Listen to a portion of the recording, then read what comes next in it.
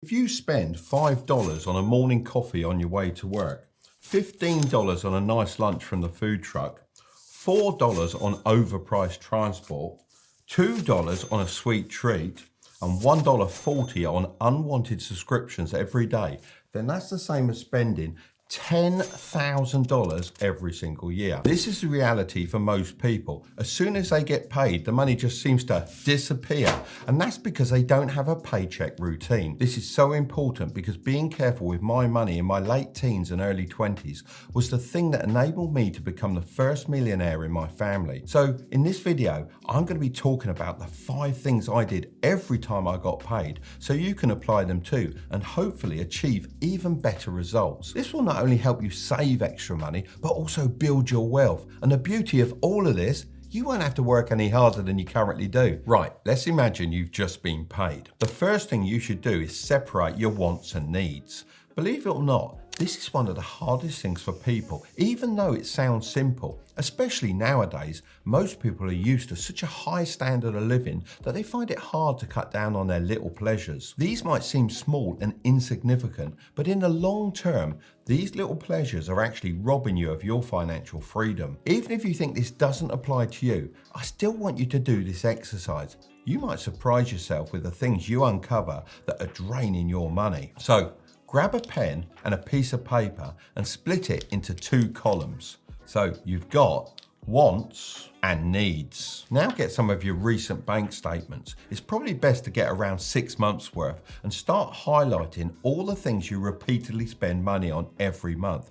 For now, let's ignore the one-off purchases. Unless you're repeatedly buying a lot of random stuff, then this shouldn't be a huge issue. I'm more interested in focusing on those little purchases that stack up over time. Once you finish doing that, it's time to sort them into the correct column.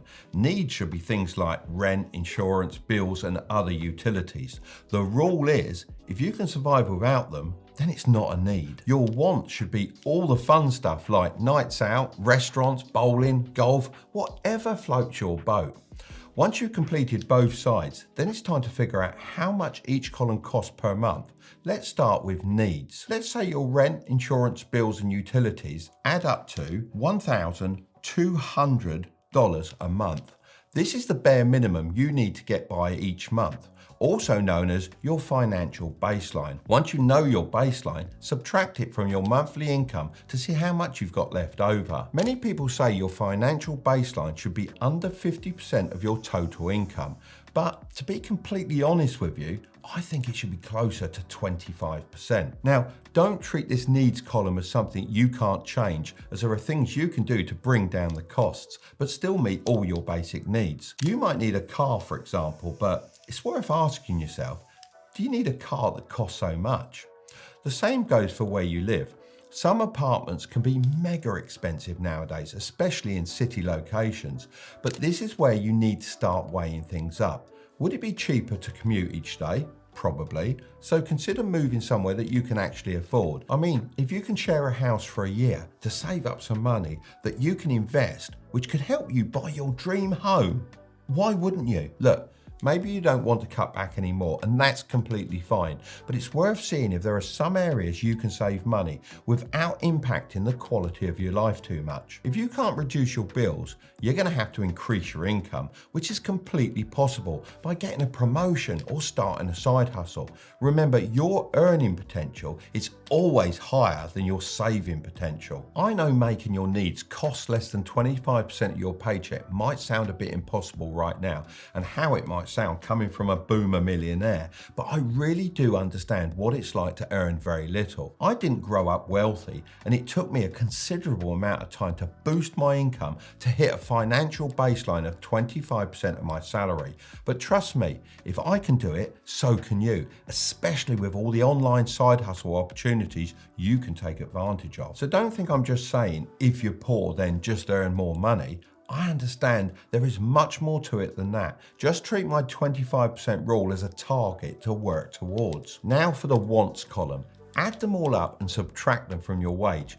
Ideally, this should be below 25% of your paycheck because we need a decent amount of money for the next steps to start getting you ahead. The second place your money should be going is into a high interest savings account. So in an ideal world, you'll have about 50% of your paycheck left at this point. Most people would just tell you to save all of it. However, that's not going to help you build your wealth. Instead, I recommend sending 20% into a high interest savings account. It's best to use a different bank to your everyday account, as otherwise it's just too tempting to spend it. Some great options are Chase in the UK and Ally Bank in America. I say high interest, but that's all dependent on when you're watching this video. Currently, my savings account gets around 4% interest a year, which is definitely better than my current account, which is around 0.05%. I know some of you are already commenting, I know a bank account with 7% interest. Don't get me wrong, this is great as long as you don't have to lock away your money for a set amount of time and the bank is reliable. The whole purpose of this savings account is to act as a safety net that you can withdraw money from in an emergency. It's not there to make you money. So locking it away for a set amount of time actually completely goes against the point of doing this. I can't even begin to tell you how important it is to have a safety net. Now, I know you've probably heard this 1,000 times, but that's because it's great advice. Life isn't smooth sailing, and at some point, an emergency will come your way. This pot of gold will always be there for you when you need it. So say you got sick and couldn't work, or the car broke down, you'd be able to cope with this situation just fine. I must reiterate that this money is only to be used in serious situations and not just something to dip into when you're running low and want that extra pint of beer. It's just shocking to me, as of May 2023, 1 in 5 Americans have no emergency fund at all. So if something went wrong, which it will, they have no way of coping with it and would most likely have to take out a loan, which most of the time ends up with them paying crazy interest rates and falling even further behind. So how much should your emergency fund be? Well, I'd say your emergency fund should be 3 to 5 months of your baseline figure that we discussed earlier.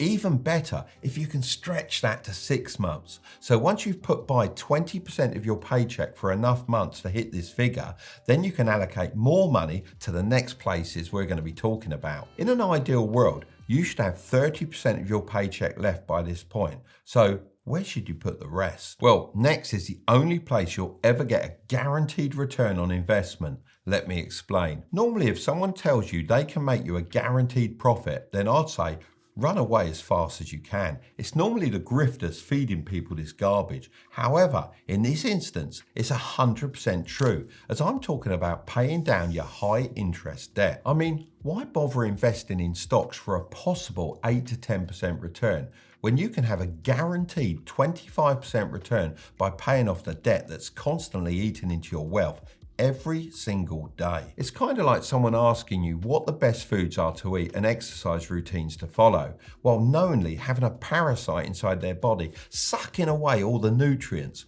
Of course, a doctor's main priority is getting rid of that parasite, as it's pretty much guaranteed that you'll feel better. So if you have high interest debt, then I'd recommend putting the remaining 30% of your paycheck towards paying it off. There are 2 really common methods that you can use to pay down your debts. The first way is the avalanche method, and this is the most logical way to tackle debt because you pay off the debt with the highest interest rate first. So let's see how this will work in the real world. Imagine you've got 3 different debts. Debt A is for your credit card and it's $5,000 with an interest rate of 20%. Debt B is a loan from your family of $1,500 with no interest rate. And debt C is a car loan for $2,500 at an interest rate of 15%. If you decide to pay $500 per month towards your debts using the avalanche method, this would firstly all go towards debt A until it's paid off, as it's the highest interest rate. This would take around 13 months and you'll end up paying $515.22 of interest. After this, your $500 payments would go into debt C and it would take a further 5 months to pay off that, which would include $98.13 of interest. Then it would finally be time to attack debt B, as your family are probably getting a bit impatient for their money. This would take 3 months and obviously you'd pay no interest. So with the avalanche method, you'd be debt-free in 21 months and pay approximately $613 in interest. The second option is the snowball method. This is the psychological way to tackle debt because you pay off the smallest debts first.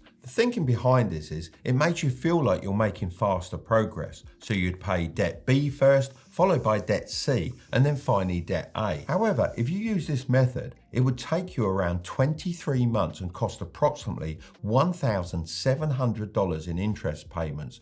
That's 2 months and over $1,000 more than using the avalanche method. So if you can stick to the logical approach, it'll be worth it in the long run. Once you finish building your safety net and paid off any high interest debts, you can put that combined 50% towards growing your wealth. That's why place number 4 is a tax advantage investing account. When you get your paycheck, income tax gets taken out of it right away.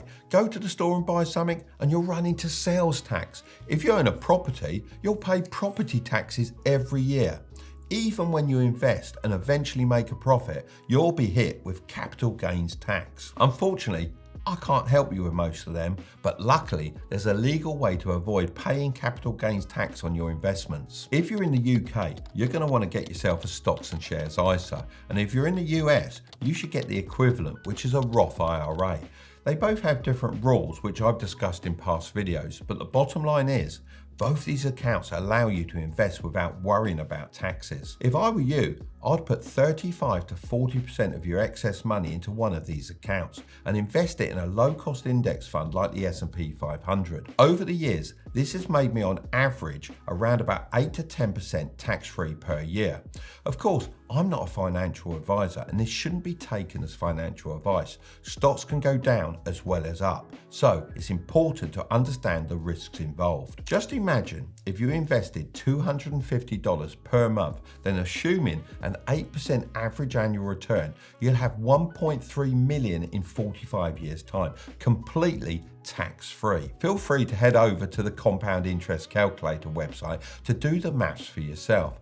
I understand it's a pretty slow way to build wealth. However, if you're consistent, then historically it's proven a very successful strategy. One of my favorite investing platforms is Trading 212, as they offer a stocks and shares ISA. Since I was planning to talk about their app anyway, I reached out to them to see if they'd be interested in sponsoring this portion of the video. They agreed and are also offering a free fractional share worth up to £100 to anyone that uses the code Tilbury when they create an account. Plus, you can get more free fractional shares by inviting your friends. Both of you will get a free share as long as they fund their account. I found the best way to invest is to set things up on autopilot. The aim is to reduce as much of the friction as possible between you and your investments.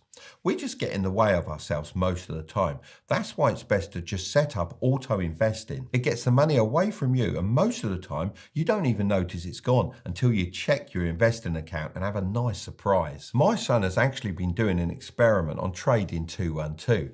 He started investing £5 a day, which is about $6.5 US, which is the average price of a coffee a day, into the S&P 500.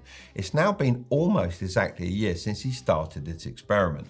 And as you can see, he's actually invested £1,503 and his investment is now worth £1,707, which is a 13.68% return on investment. What's even more amazing is that he completely forgot about this experiment until the other day when I asked him about it. It was a lovely surprise. If you want to set something like this up too, then it's really simple. I'll walk you through it now. Once you've opened an account and used the code Tilbury to get your free fractional share worth up to £100, just head over to the portfolio icon and then click on pies and finally create a pie.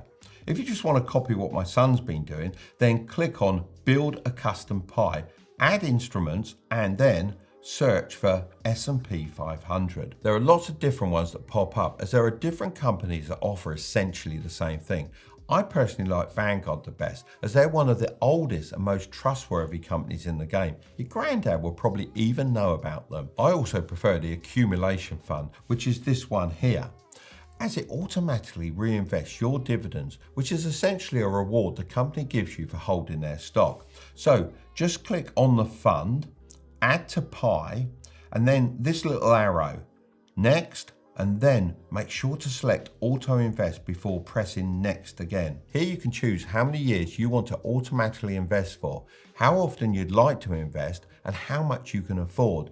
The longer you can keep this going, the better. You won't always make a profit. However, you have a better chance if you keep your money invested for over 10 years. It also gives you a cool value projection based on actual stats. My son's actually outperforming his at the moment, but of course, take it with a grain of salt, as nobody can actually predict what the stock market is going to do. You can build out more complicated pies with many different stocks. However, I think for 99% of people, it's much better to just keep it simple. I used to think of this style of investing like my insurance. Even though your capital is always at risk when you're investing, that's just how I saw it. I knew I wanted to be a millionaire one day, and in my worst case scenario, I'd have to wait until I was old and grey. Of course, I managed to make my first million a lot sooner through different businesses, but that didn't stop me from investing for the long term at the same time as building those businesses. The fifth place you can put your money is in high risk, high reward plays. Now, this isn't for everyone, so if you're happy waiting years to make your first million, then that's absolutely fine.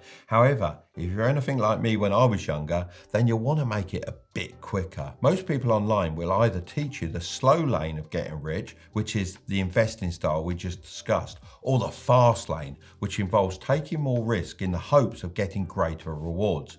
I honestly sit in the middle, as I've travelled down both of these paths. So if I were you, I'd put 5 to 10% of my paycheck towards starting a side hustle or full-blown business. You may think that doesn't sound enough and that you should skip the investing and put all your money into this, but I have a different opinion. When you have less money to play with, especially in the early days of starting a side hustle, you actually become more creative with how you use it, which lets you find gaps in the market that most people with money just can't see.